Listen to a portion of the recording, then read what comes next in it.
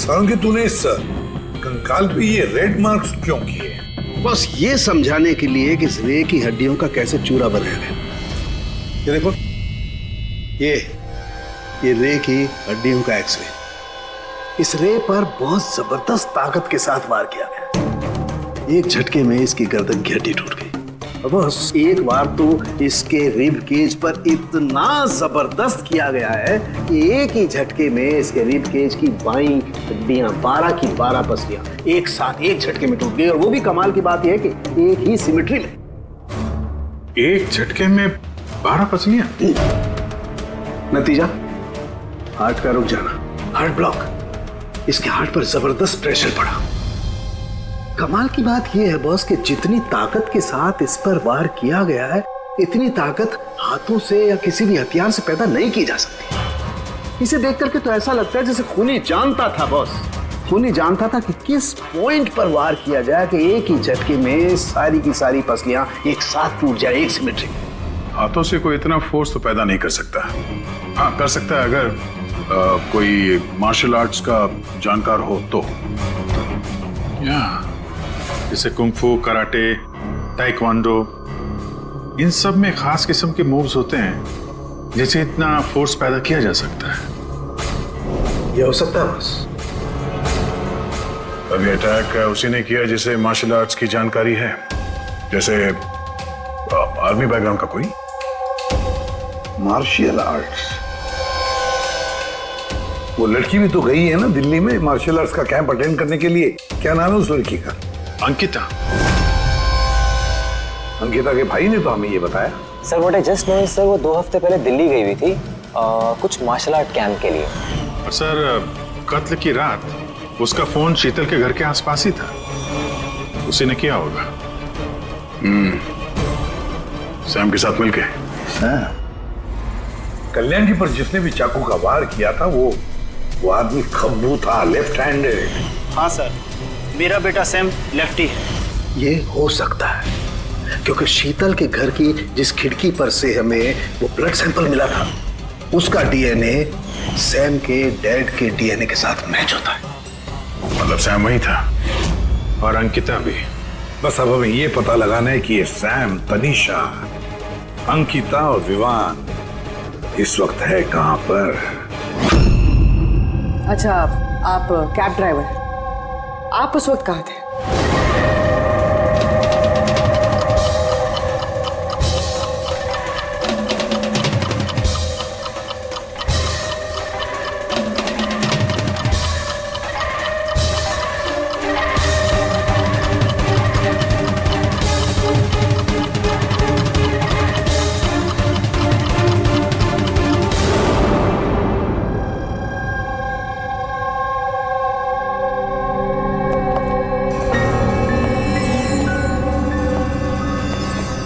क्या हुआ? Sir, Sam एक टूरिस्ट टैक्सी लेकर पूना चला गया। टैक्सी ने जहाँ उसे ड्रॉप किया उसका एड्रेस थोड़ी देर में मिल जाएगा। सर पिछले 24 घंटे में ये तनीषा ने पंचगनी में अपना एटीएम कार्ड 3 बार यूज किया सर। ये अंकिता तो बड़ी अजीब है। दिसंबर 2017 में इसने बोरिवली के ज्वाला डी मार्केट से 5 सिम कार्ड खरीदे थे। हाँ सर, ये वही जगह है जहाँ पे यूज सिम कार्ड मिलते हैं। और सर ये सब के सब 10 दिसंबर 2017 को महाबलेश्वर गए थे और 14 दिसंबर को लौटे। सर इन्हें लग रहा था कि इन्हें कोई पकड़ेगा नहीं, लेकिन इनसे एक गलती हो। ये जो अंकिता है सर, इसने जो सिम कार्ड्स लिए थे उसकी लोकेशन हमें महाबलेश्वर से 15 किलोमीटर आगे हाउस होल्ड में मिली। हाँ, brilliant job, absolutely brilliant job. बस अब नाउ नो वेस्टिंग टाइम, हम टीम बनाते हैं और काम शुरू करते हैं। लेकिन सर 5 सिम कार्ड, वो भी यूज्ड, कर क्या रहे हैं ये लोग? जो भी कर रहे हैं करने दो, पर पछताएंगे जरूर, बहुत पछताएंगे।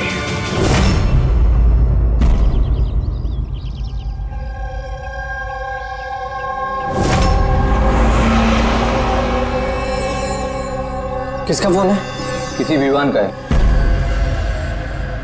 विवान का कैसे हो सकता है? तुमने ठीक से सुना ना? अब उसने विवान कहा तो विवान ही होगा, मुझे क्या पता, आप बात करो। हेलो, कौन बोल रहा है? दूर।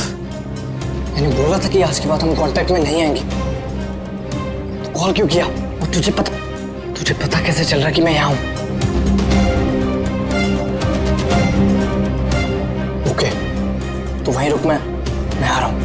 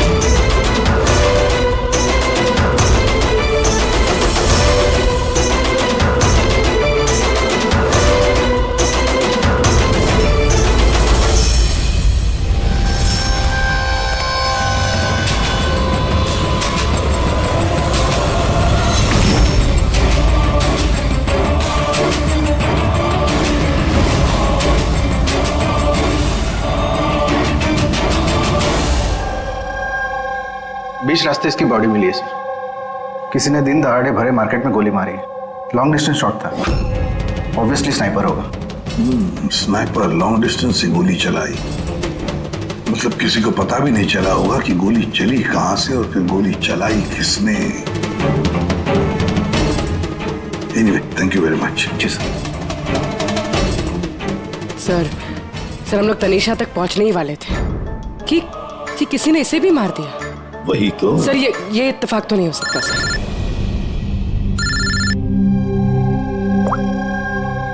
हेलो,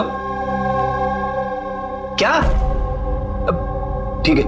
क्या हुआ? सर, पुणे पुलिस स्टेशन से फोन था, किसी ने सैम को मार दिया। What? Oh my God. Sir, वो जिस लॉज में रुका था उसी लॉज के पास।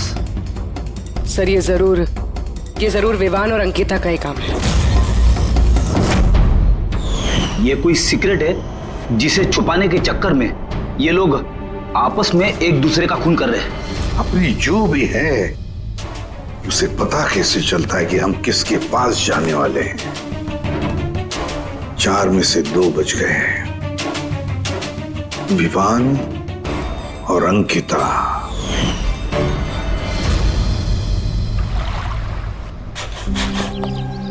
सबसे तो नहीं, मैं अंकिता से मिला था, उससे बात हुई थी मेरी। अंकिता से? जी। यही थी वो। हाँ, ये वही लड़की है, इसी ने मुझे पेमेंट दिया था, 2 दिन के 20,000 रुपए। 2 दिन के 20,000 वो मान गए? ऐसी क्या इमरजेंसी थी? अच्छा, उन 2 दिनों में आपने उनसे या उनके ग्रुप के बाकी लोगों से मिले थे? नहीं सर, मैं किसी से नहीं मिला। मैंने तो उस लड़की को ऑफर किया था कि हमारे पास कुक और क्लीनर दोनों हैं, लेकिन उस लड़की ने मना कर दिया कि मुझे कोई हेल्प नहीं चाहिए। तो उसने कहा कि आप 2 दिन के बाद आइए, जब हम यहाँ से चले जाएं। और 2 दिन के बाद जब मैं वापस आया तो यहाँ सब कुछ वैसा का वैसा ही था, कोई गंदगी नहीं, कोई कचरा नहीं, सब साफ सुथरा था एकदम। अच्छा, उसके बाद आपने ये जगह किसी और को दी? नहीं सर, हमें जगह का रिनोवेशन कराना था, इसके लिए हमने जगह बंद कर दी थी। आपके क्लीनर को जरा बुलाइए, उससे कुछ बातचीत करना चाहते हैं। मैं भेजता हूँ। बिना क्लीनर और बिना कुक के 2 दिन यहाँ पे रहे, कुछ ना कुछ तो खिचड़ी पकी रही थी यहाँ पे। ये कॉटेज की सफाई तुम ही करते हो? जी सर। चलो।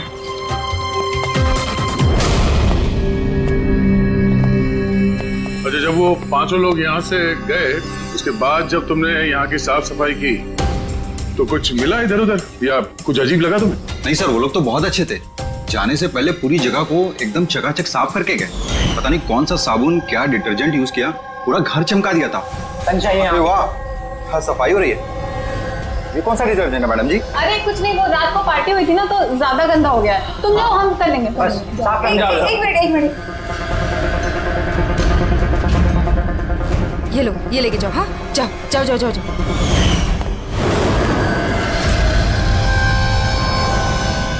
बहुत महंगी है सर, मैंने तो पहनी नहीं कभी, वरना लोग कहते हैं चोरी की। महंगी तो है, पर फिलहाल ये महंगी घड़ी हमारे पास रहेगी। जी सर। आइए, आप लोग आइए।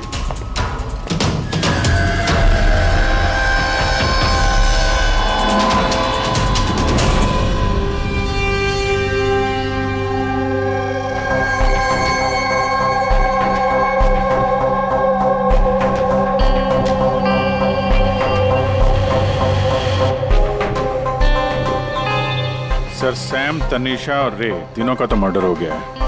अब बचे विवान और अंकिता। खूनी इन दोनों में से ही कोई हो सकता है। ये विवान ही होगा, उसी ने सैम को फोन करके लॉज के बाहर बुलाया था। तो जो भी हो, उसे पता कैसे चलता है कि हम कहाँ जाने वाले हैं, और जब भी हम वहां पहुंचते हैं तो उससे पहले ही वो वहां पहुंचकर फोन करके निकल जाता है। सैम किस लॉज में ठहरा है और तनीषा रोड पर कहाँ मिलेगी, ये सारी इंफॉर्मेशन तो हमारे पास थी ना, उन तक कैसे पहुंची? सर शायद वो लोग एक दूसरे के कांटेक्ट में हो। नहीं पूर्वी, बिल्कुल नहीं, क्योंकि लॉज के मालिक ने बताया कि सैम को जब विवान का फोन आया तो सैम को झटका लग गया। मैंने बोला था कि आज के बाद हम कांटेक्ट में नहीं आएंगे, कॉल क्यों किया? बॉस, क्राइम सीन पर ये जो शोपीस मिला है, इस पर ऑक्सीजन प्रोड्यूसिंग डिटर्जेंट मिला है। इसे ऑक्सीजन प्रोड्यूसिंग डिटर्जेंट से साफ किया गया है। ये क्या है? फ्रेडी, एक ऐसा डिटर्जेंट होता है जिससे सारे के सारे एविडेंस एकदम साफ किए जा सकते हैं, खून के निशान तक। हमें कोई डीएनए नहीं मिल सकता। मतलब सर, ये हॉलिडे होम में खून हुआ था? एग्जैक्टली। और हाँ, ये घड़ी, इस पर अलग अलग लोगों की उंगलियों के निशान तो हैं ही, साथ ही इस पे मुझे किसी का डीएनए भी मिला है। तो शायद रे इसी खून का पर्दाफाश करने वाला होगा। पूर्व एक काम करो, ब्यूरो में जाओ, खून की रिपोर्ट्स चेक करो, मिसिंग पर्सन्स की रिपोर्ट्स चेक करो, देखो किसी भी रिपोर्ट में इस घड़ी का जिक्र किया है क्या। सर यार, इन 5 में से बचे हैं 2, विवान और अंकिता। अगर खूनी विवान या अंकिता को कांटेक्ट करना चाहे तो फिर वो जो 5 यूज्ड सिम कार्ड्स है ना, वो इनके पास होंगे। उन्हीं में से किसी नंबर पर वो फोन करेगा, है ना? वो नंबर ट्रैक करते हैं। सर, तनीषा का खून हुआ पंचगनी में, सैम का खून हुआ पुणे में। दोनों जगहें 100 किलोमीटर दूर, जबकि खून हुए सेम टाइम पे।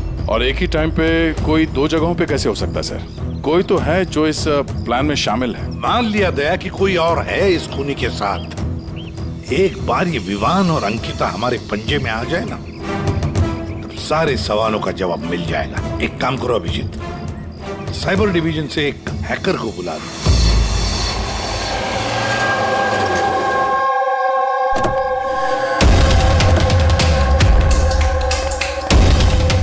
इसमें पूरे पैसे है ना?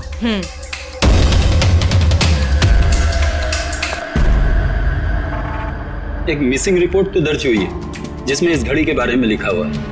कोई रणधीर कुमार नाम का एनआरआई था। कब फाइल हुई थी रिपोर्ट? 6 दिसंबर 2017। कोई करण जोशी ने फाइल की थी। जी ये देखिए।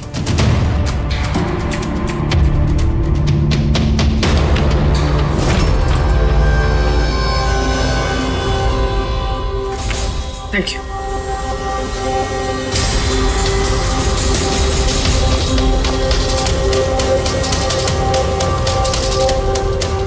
कहीं उन लोगों ने इस रणधीर को तो नहीं मार डाला?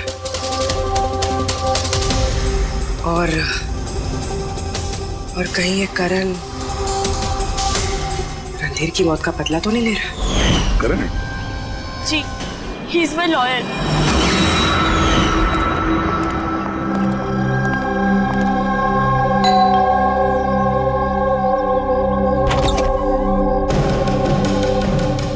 Good to see you. I hope इसमें पैसे पूरे हो गए। हाँ, पूरे पैसे हैं। आओ अंदर। देखो, हम लोग जहां भी जाते हैं उससे पहले खूनी को कैसे पता चल जाता है? मे बी आप लोगों की लोकेशन कोई ट्रैक कर रहा था। You mean GPS tracker? जी। Cell phone? Yes sir. एक काम करो, जरा हमारे सेल फोन चेक करो।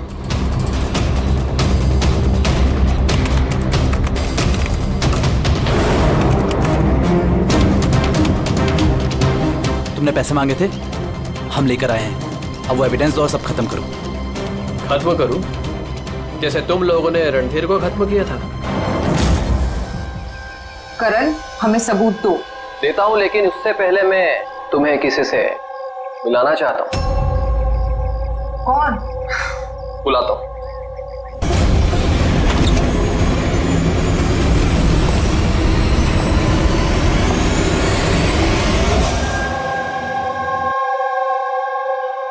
सर देखिए, आप लोगों के फोन हैक्ड हैं। What? Hack?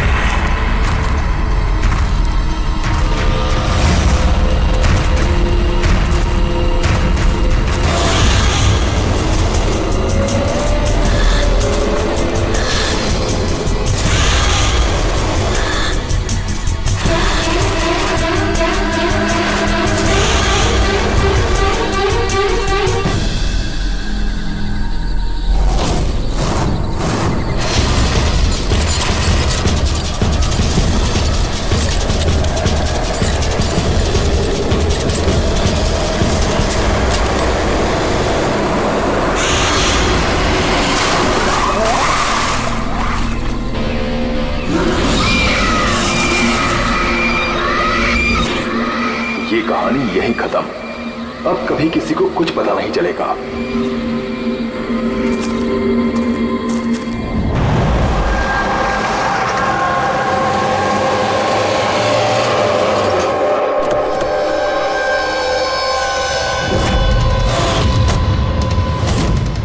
Guys, hold on.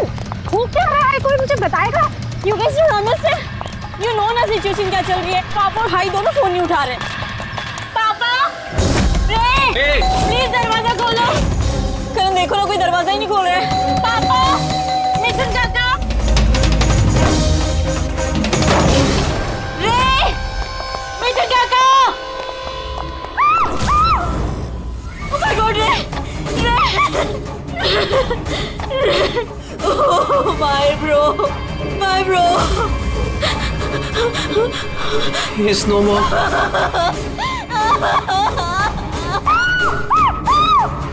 मिथुन काका, मिथुन काका, मिथुन काका, मिथुन काका। बेहोश।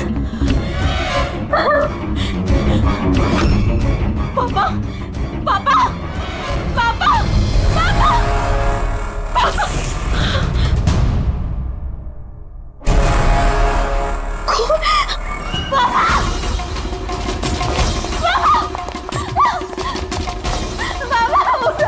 देखो ना जरा पापा को क्या। शीतल अंकल, शीतल प्लीज प्लीज जल्दी डॉक्टर को बुलाओ। कर काम करने का। आरा, पापा, आरा। अंकल, अंकल डोंट एम्बुलेंस को कॉल करो। एम्बुलेंस को कॉल करो अर्जेंट। शीतल, जब तुम वहां खंडाला में थी तब ये सब हुआ? हाँ जी सर, एक्चुअली वहाँ हमारी प्रॉपर्टी को लेके कुछ प्रॉब्लम्स चल रही थी, इसीलिए मैं और करण वहाँ गए थे। करण? जी, ही इज माय लॉयर। अच्छा। सर, वो लैंड शीतल के नाम पे थी, इसलिए उसे वहाँ होना ही था। यस सर, बहुत इंपॉर्टेंट मीटिंग थी। आप? शीज तारा, माय असिस्टेंट। हाँ तो शीतल, जब तुम खंडाला में जा रही थी तब घर पर सिर्फ तुम्हारे पिताजी कल्याण जी और तुम्हारा भाई रे और ये मिथुन था, है ना? हाँ सर, एक्चुअली करीब 8 साल पहले एक एक्सीडेंट हुआ था जिसमें पापा की आईसाइट चली गई।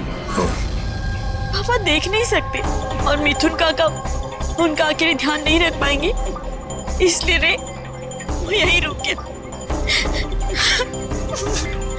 मुझे उन दोनों को अकेले छोड़ना ही नहीं चाहिए था।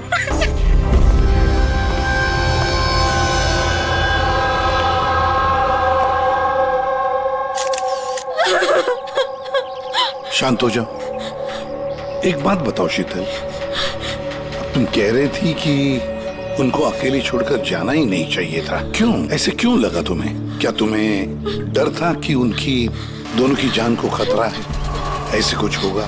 नहीं सर, पर इतना जरूर पता था कि रेंकी उसके फ्रेंड्स के साथ ना कोई बड़ी प्रॉब्लम चल रही थी। फ्रेंड्स के साथ? और वो लोग एक दूसरे को ब्लैकमेल कर रहे थे किसी चीज को लेके।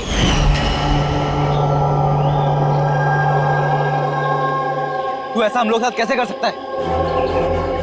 एक बार फिर से सोच ले रे, अगर यही तेरा फाइनल डिसीजन है तो जानता है कि क्या होगा। आई डोंट केयर, मैं तो सिर्फ सही टाइम का वेट कर रहा हूँ। पर अगर किसी को कुछ पता चल गया तो? तुम पागल हो गई हो क्या? अगर तुम ऐसे बिहेव करती रहोगी तो श्योरली किसी ना किसी को तो डाउट हो ही जाएगा। गाइस, अगर हम कंट्रोल में हैं तो वी आर सेफ। गाइस, तुम लोग अपना देख लो। मुझे ऑनेस्टली नहीं पता है कि मैं क्या करने वाला हूँ।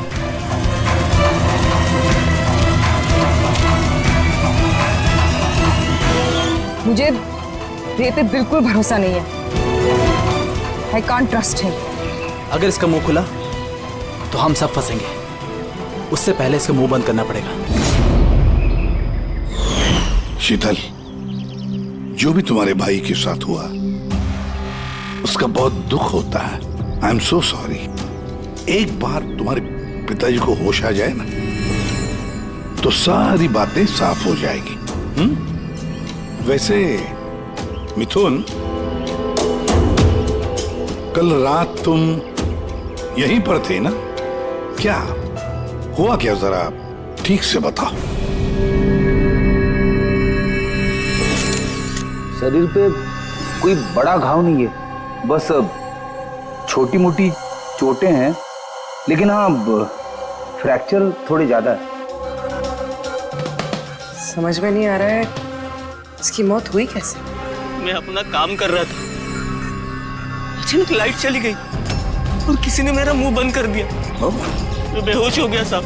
जब आँख खुली तो आप सामने थे। बाकी को कुछ याद नहीं आ रहा सर। ठीक है, रो मत। सर, सर मौत की वजह तो पोस्टमार्टम के बाद ही पता चलेगी। कुछ समझ में नहीं आ रहा सर। जिसने भी खून किया है सोच समझ के किया है, बड़ा ही चालाक है खूनी। एक काम करते हैं, इस घर को फिर से अच्छी तरह से चेक करते हैं।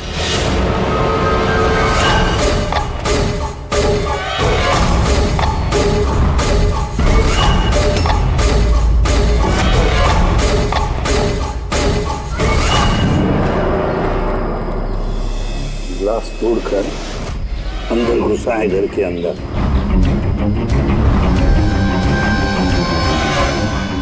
ये देखो, खून लगा है उसका अंदर घुसते वक्त या भाग जाते वक्त।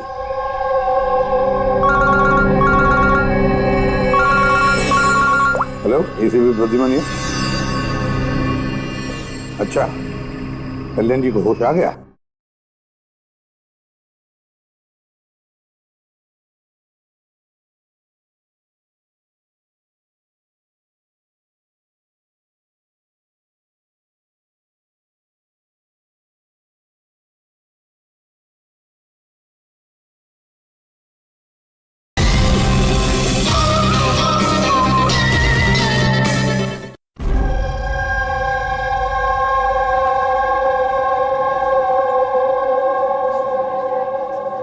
पापा? कल्याण जी, मैं सीआईडी से एसीपी प्रद्युमन। आप मुझे बता सकते हैं क्या हुआ? मैं अपने घर पर था, मुझे तो सिर्फ आवाजें सुनाई देती। रे जोर जोर से चिल्ला रहा था, चीजें यहाँ वहां फेंकी जा रही थी, बहुत शोर था, पता नहीं क्या क्या हो रहा था। और फिर सडनली बाएं हाथ से कोई भागकर आया और उसने मुझे चाकू मार दिया, शायद बाएं हाथ से। और इससे पहले कि मैं रे को कुछ रे कहा? रे ठीक तो है? शीतल, शीतल, शीतल तुम कुछ बोल क्यों नहीं रही? हे भगवान, हे भगवान। जो भी कुछ हुआ हम उसे बदल तो नहीं सकते, लेकिन जिसने भी आपकी बेटी की जान ली है उसे सजा दिलाने की पूरी कोशिश करेंगे। हाँ कल्याण जी, आपने कहा कि कोई बाएं साइड से आकर उसने आप पर चाकू का वार किया है, लेफ्ट हैंड साइड से। हाँ। ये कुछ खास बात याद आती है उस आदमी के बारे में? हाँ। हाँ, कोई खास बात? हाँ, वो जरूर लेफ्ट हैंडेड था, लेफ्ट हैंडेड था वो। ये आप कैसे कह सकते हैं? सर, मुझे पता चल जाता है, मेरी सेंसेस बहुत स्ट्रांग है। उसने जब मुझ पे वार किया, मैंने उसका हाथ पकड़ लिया था और वो इतना स्ट्रांग था, वो जरूर लेफ्ट हैंडेड था सर, 100% लेफ्ट हैंडेड था।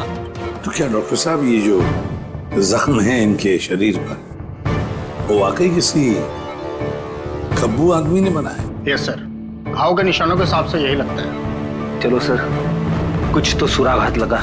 हाँ, ये चारों के चारों दोस्त रे को धमका रहे थे। गड़बड़ है, कुछ न कुछ तो गड़बड़ जरूर है इन चारों में। तनिषा, अंकिता, विवान और सैम। उठाओ इन चारों को, उठाओ।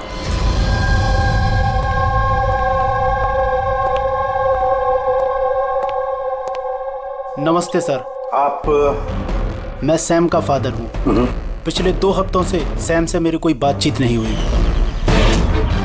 अब मैं आपको कैसे बताऊं कि वो कहाँ पर है? मैंने उसको कई बार फोन किया, लेकिन उसका फोन ही नहीं लग रहा। मैं तनिषा की माँ। अब उससे फोन करके मैं क्या पूछूं? कि तनिषा ने खुद मुझे कहा था कि वो अपनी हॉलीडे एक्सटेंड कर रही है, कुछ दिन वो फ्रांस में रहना चाहती है। और मैं अंकिता का भाई हूँ, just for name sec. Dad को बातों में फंसाकर 80% प्रॉपर्टी उसने अपने नाम पर कर ली। मैं क्यों फिक्र करूं सर उसके बारे में? सर, मैं अंकिता के बारे में कुछ नहीं जानता। हाँ sir, what I just know is sir, वो 2 हफ्ते पहले दिल्ली गई हुई थी कुछ मार्शल आर्ट कैंप के लिए। जी सर, मैं विवान का फ्रेंड। उसके डैड के पास इतना पैसा है कि वो घूमता रहता है, होगा कहीं हॉलीडे पे। मतलब ये चारों पिछले 2 हफ्तों से शहर से बाहर है और आप में से कोई भी उनके टच में नहीं है। ठीक है, थैंक यू वेरी मच। आप लोग जा सकते हैं। अगर जरूरत पड़े तो आप लोगों को हम फिर से बुला लेंगे। Thank you. जरा 1 मिनट, क्या आप बता सकते हैं कि सैम, तनिषा, विवान और अंकिता, इन चारों में से कोई लेफ्ट हैंडेड है, खब्बू है? हाँ सर, मेरा बेटा सैम लेफ्टी है। अच्छा। क्यों सर? नहीं, ऐसे ही। हाँ, आप लोग जा सकते हैं। Thank you.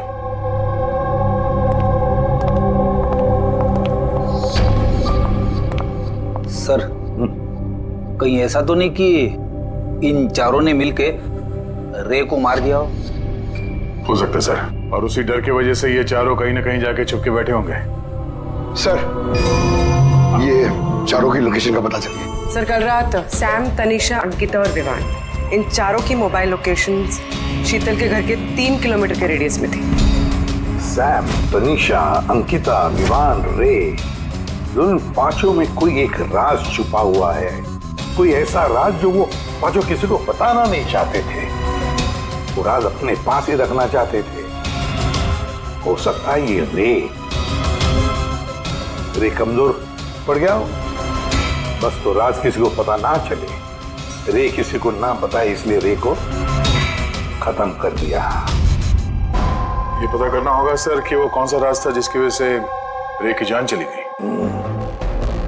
सर एक बात समझ में नहीं आ रही है, ये चारों फरार क्यों हो गए? इन्हें तो खून करते हुए किसी ने देखा ही नहीं। एग्जैक्टली लाइट चली गई थी सर, और वो कल्याण जी देख नहीं सकते थे और नौकर मिथुन बेहोश पड़ा था, तो वहां से भागकर कोई शक अपने ऊपर ओढ़ के क्यों लेगा? सर पता नहीं क्यों ऐसा लगता है कुछ मिसिंग है। सर ट्रेस करना शुरू करते हैं सर। अगर इस शहर से बाहर गए हैं तो किसी railway station, airport, bus station, hotel से तो गए होंगे, तो उनके क्रेडिट कार्ड और डेबिट कार्ड के डिटेल्स निकलवाते हैं। कहीं से भी हो, जहां से भी हो, इन चारों के लोकेशन के बारे में हमें इंफॉर्मेशन चाहिए जल्द। पर कैसे? आपके फोन में हिडन स्पाईवेयर है जिससे आपके सारे ईमेल्स, कॉल, मैसेजेस, सब चीजों को ट्रैक किया जा रहा था। लेकिन हमारे फोन हैक कौन कर सकता है और कब किए होंगे? फोन तो ज्यादातर हमारे साथ ही रहते हैं। एक minute Abhijit, I see you. हमारे फोन्स को उसी वक्त उसने हैक किया। और अभिजीत सर, दया सर, आप दोनों के फोन को शायद उसने एसीपी सर के फोन से हैक कर दिया होगा।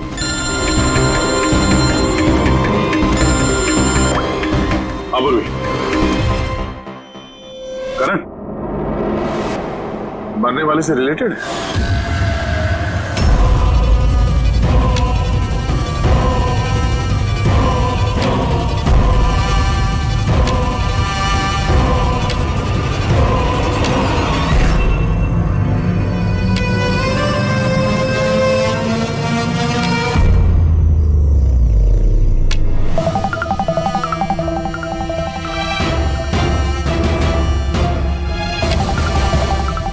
जो सजा रणधीर तुम लोगों को देने वाला था, अब हम तुम्हें देंगे। जैसे सैम,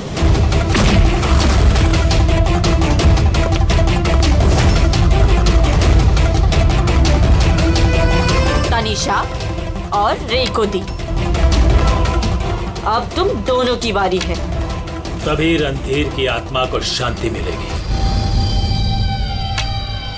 इसी घर में मारा था ना तुमने रणधीर को?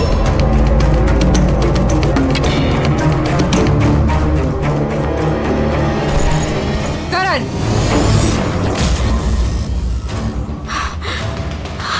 तुम्हारे पास कोई सबूत नहीं है ना? तुमने हमें फंसाया है ना? हाँ?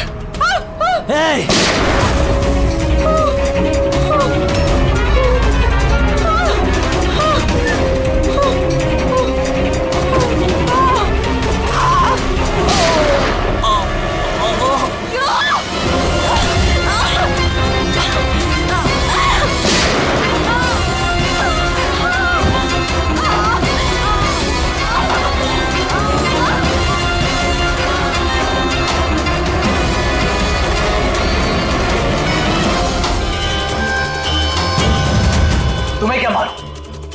तुम तो देख भी नहीं सकते, पर मानना तो पड़ेगा।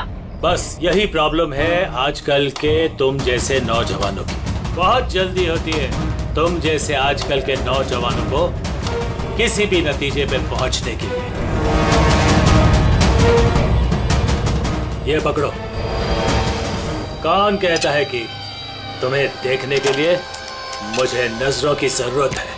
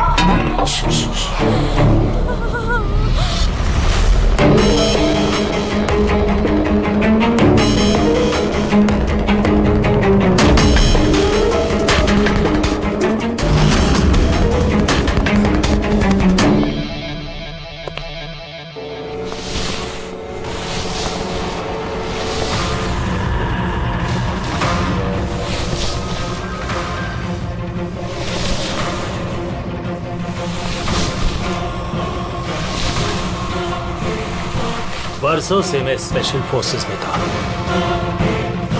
दुश्मनों को तो मैं चुटकी भर में सूंघ कर निकाल देता था। फिर तुम तो बच्चे हो।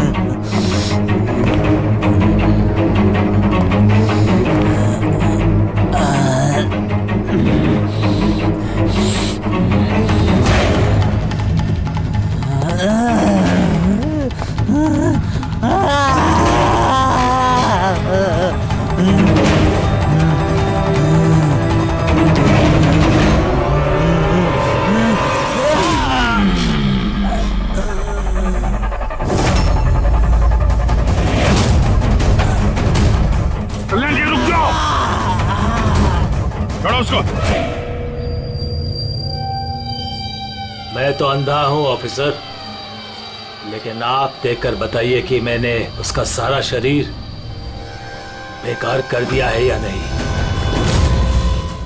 या दूं एक और?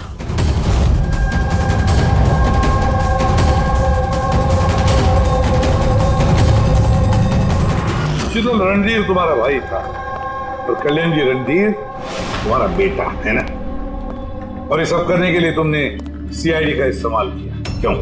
सही समझा आपने। रणधीर शीतल का भाई था और मेरा बेटा। यानी रे का भाई? नहीं, रे मेरा बेटा नहीं था, उसे तो सिर्फ मैंने इस्तेमाल किया था। हमें गुमराह करने के लिए, ताकि हम विवान, अंकिता और सैम तनीषा के पीछे लग जाए और उन्हें सजा दिलवाए, ताकि आपका बदला पूरा हो सके। हम उसे मारना नहीं चाहते थे। रणधीर एक्सचेंज प्रोग्राम का स्टूडेंट था, एकदम सीधा लेकिन बहुत पैसे वाला। अंकिता हमेशा से ही एक हाई फाई लाइफ जीना चाहती थी, उसी ने ये प्लान बनाया और रणधीर को किडनैप करके उससे पैसे मांगने का। कितना रैंसम मांगा था तुम लोगों ने? 5 करोड़। फिर भी मार दिया तुमने उसे। रणधीर भाग रहा था, अंकिता को गुस्सा आया और उस 1 सेकंड के नॉनसेंस पन में उसने उसे मार दिया और हम सब घबरा गए, कुछ समझ नहीं आई कि क्या करें।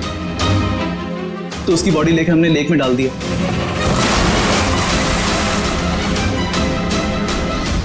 रे को ये बात हजम नहीं हुई है, और यहीं पर तुम्हारा प्लान गड़बड़ हो गया। सर, वो रणधीर की इंडिया में सारी रिस्पॉन्सिबिलिटी मेरी थी। कल्याण अंकल और शीतल तो न्यूयॉर्क में थे, लेकिन रणधीर का केयरटेकर मैं यहाँ था। इन लोगों को पैसा देने के बाद भी इन्होंने रणधीर को नहीं छोड़ा, मार दिया। तो मैं घबरा गया, मुझे कुछ समझ नहीं आया। फिर एक दिन रे का कॉल आया। मुझे बिलीव नहीं हो रहा है कि हमने उसको। I'm sorry कुछ नहीं होगा तुम्हें, तुम सिर्फ हमें बता दो कि बाकी के दोस्त लोग कहाँ हैं। अंकल वो सब बाहर चले गए जब तक कि ये रणधीर का केस सॉल्व नहीं हो जाएगा ना अंकल, वो वापस नहीं आएंगे। कहाँ है वो? मुझे उस बारे में कुछ भी नहीं पता। रे तो हमारे पास था ही, बस उन चारों को पकड़ना था, और ये काम हम अकेले नहीं कर सकते थे। तो इसीलिए तुमने हमारा इस्तेमाल किया, क्यों? रे से सारी इंफॉर्मेशन निकालने के बाद तुम लोगों ने उसे एक दर्दनाक मौत दी, ताकि हम लोग वो केस इन्वेस्टिगेट करें और ये सारी कहानी निकल के सामने आए। साथ में हमें सारे एविडेंसेस दे दिए, उन चारों के मोबाइल नंबर्स, और सैम जिस पैथोलॉजी लैब में काम करता था वहां से उसके ब्लड सैंपल मंगवा लिया। हम सबके फोन्स हैक किए। काफी अच्छी प्लानिंग थी। लेकिन एक बात भूल गए तुम, सजा देने का काम तुम्हारा नहीं, कानून का है। रणधीर की मौत का बदला तो तुमने ले लिया, लेकिन सजा अपने आप को दी है, अपने आप को।